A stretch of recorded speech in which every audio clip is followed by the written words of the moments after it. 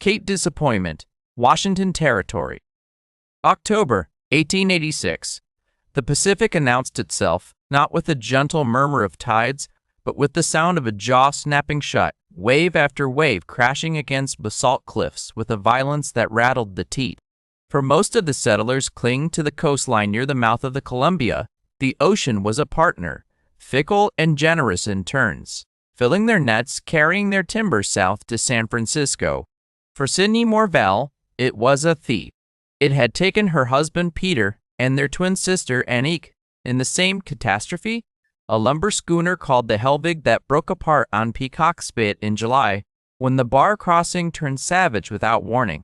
The ocean had returned Peter's body 3 days later, bloated and unrecognizable except for the brass buttons on his coat. It never returned Annika at all. Now the foreman of the Astoria and Pacific Timber Consortium, a square-jawed man named Croft with hands like paddle blades and an accent that belonged to the timberlands of Maine, stood on the porch of the company cottage. He held a document rolled into a tight cylinder, tapping it against his thigh like a riding crop. "Mrs. Morvell, I have no pleasure in this," he said, though his voice carried the flat cadence of a man who had delivered similar speeches before and would deliver them again. "But the cottage is company property. Peter held the lease. The lease died with Peter. I have a new man arriving on the steamer from Portland, a family man with 3 children. He needs this house." Signy looked at him from the doorway. She was 27, lean, with the calloused hands of a woman who had spent her girlhood on the coast of Jutland, mending nets and scraping fish scales until her knuckles bled silver. Her English was good, but carried the ghost of Danish vowels, sounds that rounded where American sounds cut. "When?" she asked. "Friday." Croft unrolled the document and fixed it to the doorframe with a tack he produced from his vest pocket. The sound of the tack being pressed in was small and precise. "Final. 3 days. I will arrange for your things to be placed in the supply shed until you find accommodation." There was no accommodation. Both of them knew this. The settlement of Ilwaco was a string of company houses, a general store, a church with a leaking roof, and a saloon that smelled of creosote and spilled beer. Women without husbands were not forbidden, exactly. They were simply not accounted for. There was no column in the ledger for a Danish widow whose only skills, as far as anyone could see, were the ability to gut a cod faster than any man on the dock, and a peculiar habit of talking to fabric as though it could hear her, because Sidney was a quilt maker. Not in the way the church women were quilt makers, stitching log cabin patterns from calico scraps on rainy Sundays. Sidney constructed quilts the way her mother and grandmother had constructed them on the island of Fano, where the women mapped the sea in thread. Navigation quilts, storm quilts, quilts whose patterns encoded tidal charts, shoal warnings, the location of sandbars that shifted with the season. It was an old practice, half superstition and half cartography, and in Denmark it had saved fishermen's lives. Here, in Washington Territory, it made her strange. The town watched her leave on Friday morning.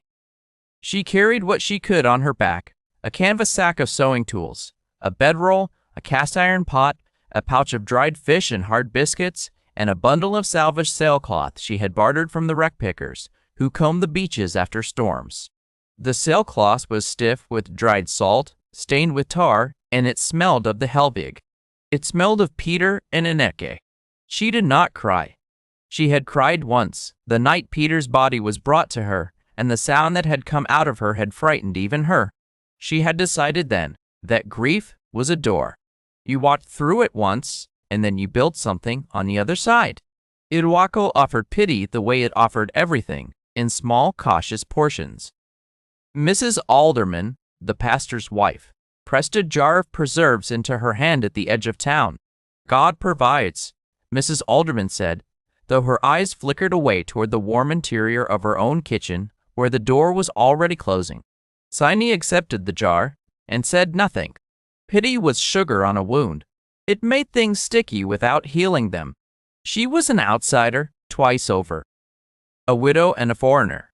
The Danish vowels in her speech marked her as surely as a brand. When she spoke of the sea, she spoke of it differently than they did. They spoke of the Pacific as something to be conquered, tamed, dredged, and channeled. She spoke of it the way her father, old Jorgen Dull, had spoken of it, as a living thing with a memory longer than any human life. Jorgen had been a master sailmaker in Nordby, a man who could read the wind by the way canvas trembled.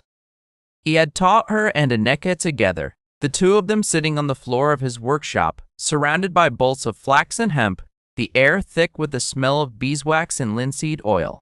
A sail is a conversation with the wind, he had told them, his thick fingers moving a needle through canvas with a speed that seemed impossible for hands so large. You do not fight the wind. You shape a surface that lets the wind do what it already wants to do. The same is true of water. The same is true of cold. Anneke had been the bold one, the twin who asked why. Sydney had been the quiet one, the twin who watched and remembered. And what Senia remembered now, as she walked the muddy track north along the coast, the October drizzle seeping through her shawl, was something Anneke had once said while studying one of their grandmother's quilts. The quilt had depicted a village on the Jutland coast, a village that no longer existed because the North Sea had swallowed it in a storm surge decades before their birth. "It is not a quilt," Anneke had whispered, her finger tracing the blue thread that represented the tide line. "It is a grave marker for a place. The only one it will ever have," their grandmother had overheard. She had not corrected Anneke, she had simply said, "The sea takes. The thread remembers, that is the arrangement." Sydney walked for 2 hours before she found the place. She had seen it weeks earlier while gathering driftwood. A narrow ravine cut into the headland, where a freshwater creek met the sea. The ravine was choked with salal and sword fern, its walls steep and layered with crumbling sandstone. At its head, where the creek emerged from the hillside, there was a feature that had stopped her in her tracks. A shallow cave, or rather an overhang, carved by centuries of water into the soft stone. It was perhaps 12 feet wide and 8 feet deep, the ceiling low enough that she would have to stoop. The floor was wet, the creek running directly through it. Useless, by any conventional measure. A man from Ilwaco would have looked at it and seen a damp hole, unfit for a dog. Sini looked at it and saw what her father would have seen. The creek was warm, not hot, not steaming, but distinctly unmistakably warmer than the October air. She had noticed it weeks ago, kneeling to fill her water pail, the way the water felt almost friendly against her chapped hands. The volcanic spine of the Cascades ran through this land, and in places, the earth's heat seeped upward through fractures in the rock, warming groundwater to temperatures that would seem miraculous to anyone who did not understand the principle. The settlers of Ilwaco did not understand the principle. They burned cord after cord of green timber in their fireplaces, filling their homes with smoke and their woodpiles with panic as winter approached. Sydney understood. Her father explained it to her in a different context, the way the Fainal Islanders heated their homes by running channels of warm seawater beneath their floors during certain tidal conditions, a practice so old that no one remembered who had invented it. "Heat is lazy," Jorgen had said, smiling. "It wants to rise, and it wants to stay. Give it a reason to stay, and it will stay." She began to work. The first 3 days were the worst.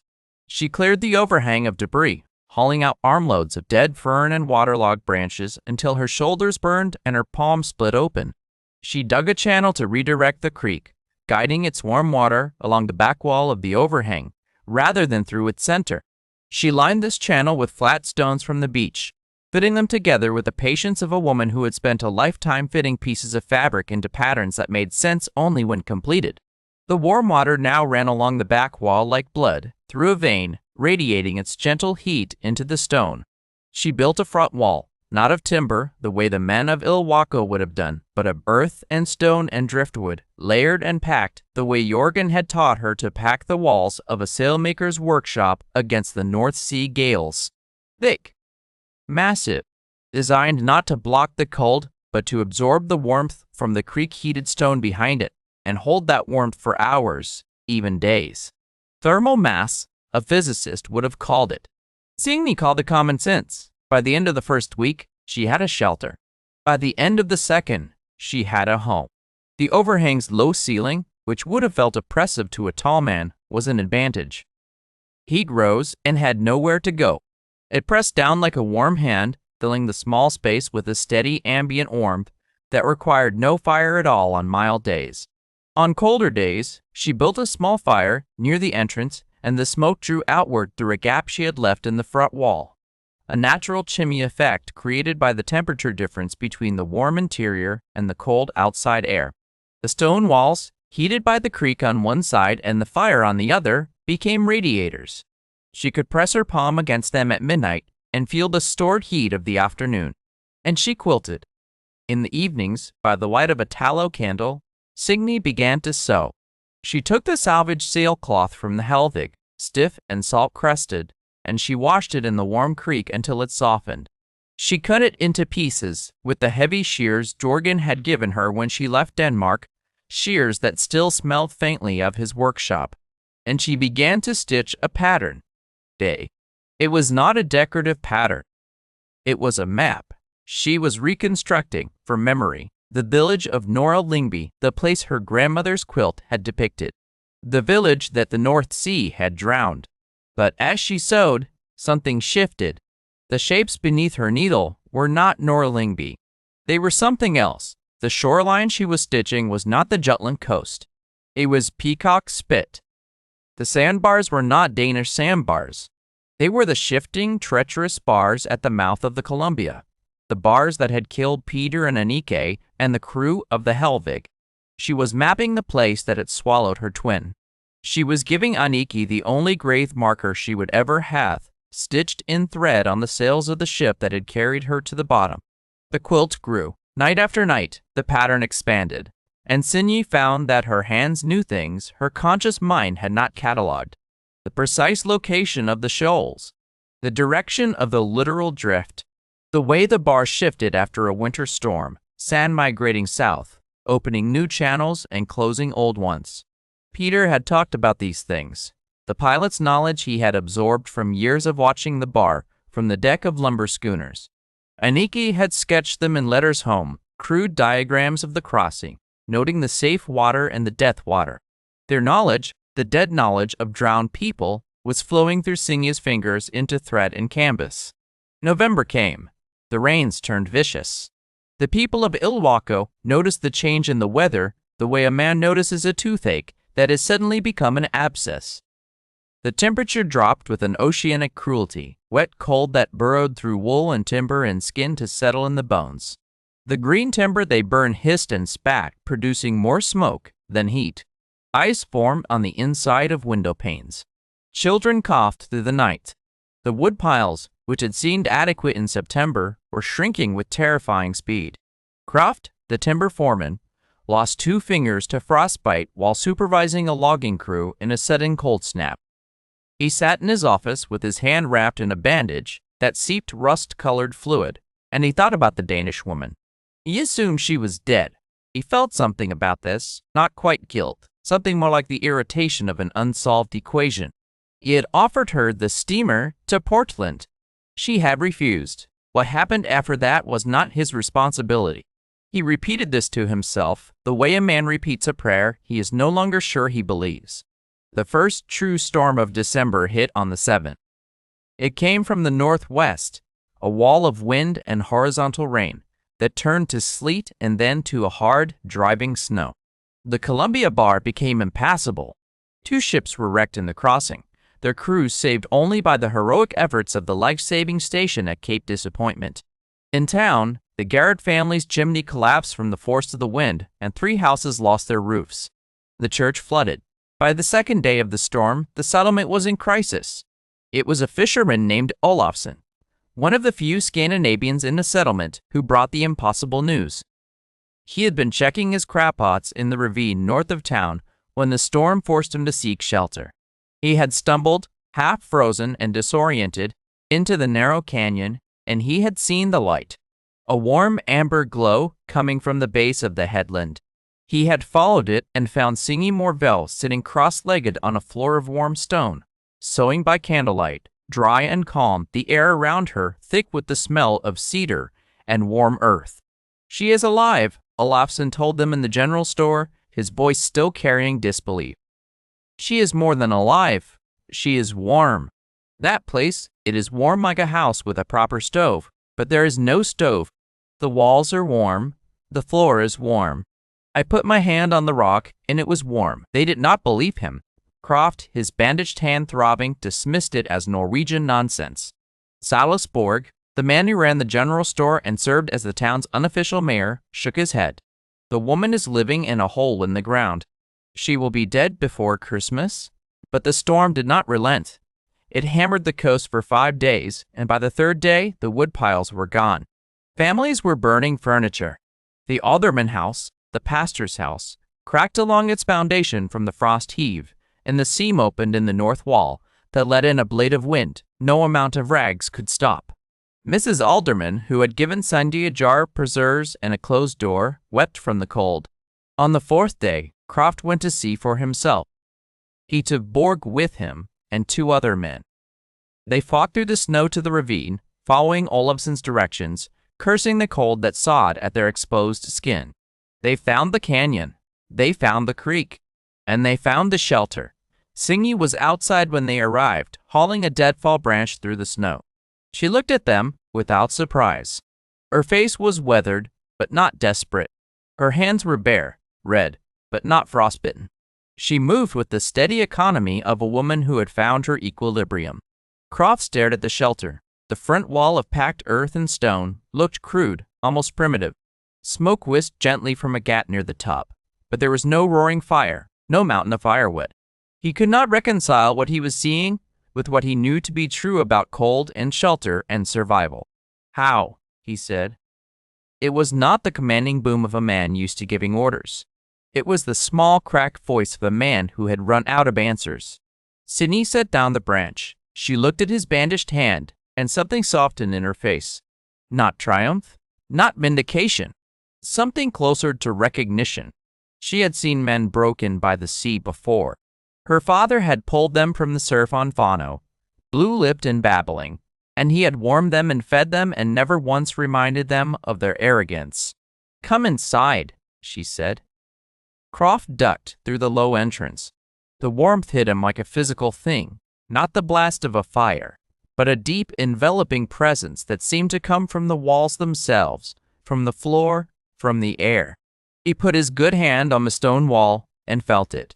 Warm, actively and possibly warm. He looked at the channel of water running along the base of the back wall, steaming faintly in the candlelight. "The earth heats the water," Singy said, watching his face. "The water heats the stone. The stone heats the air. The air has nowhere to go because the ceiling is low and the walls are thick. So it stays." She paused.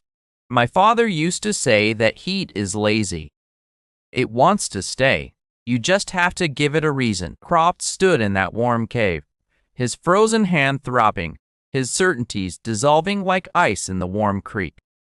He looked at the quilt spread across the sleeping area, the intricate pattern of sailcloth and thread, and he saw what he thought were decorative shapes.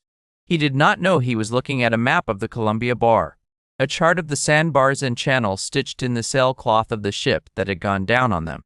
He did not know that the blue thread tracing the tide line was also a grave marker for a woman whose body was never found. But he knew one thing. He knew he had been wrong. "Can you teach this?" he asked. His voice was rough. He did not look at her. "It is not mine to keep," Singy said. She taught them. Over the following weeks, as the winter ground on, Singy showed them how to pack earth against their north walls, how to build channels to direct warm groundwater beneath their floors where the geology allowed it, how to construct masonry heaters of brick and beach stone that absorbed heat during the day and released it through the night. She showed them how to think about warmth, not as something you created by burning, but as something you caught and held the way a sail catches wind. Not everyone survived that winter. The Gareth family lost their youngest to pneumonia before the techniques could be applied. A trapper named Millard froze to death in his cabin 12 miles up the coast, beyond the reach of anyone's help. The winter was a judge, and some verdicts had already been delivered before Singy's knowledge could intervene. But Ilwaco survived, and in the spring, when the first ships crossed the bar again and supplies arrived from Portland, the settlement that greeted them was different from the one that had entered the winter. The houses looked strange, banked with earth and stone, their chimneys smaller, their woodpiles modest. The people looked different too. They looked at the Danish widow, not as an oddity, but as the woman who had understood something they had been too proud to see. Prof came to her shelter one morning in late March, when the first skunk cabbage was pushing through the mud along the creek. His hand had healed badly, 2 fingers gone, the other stiff. He carried a rolled sheet of paper. "What is that?" Signy asked. "A deed," he said. He did not meet her eyes. "The company has granted you the ravine and the headland. 40 acres. In your name. Not a husband's name. Yours." He set the deed on a flat rock near the entrance and turned to go. Then he stopped. He stood there for a moment, his back to her, the March wind pulling at his coat.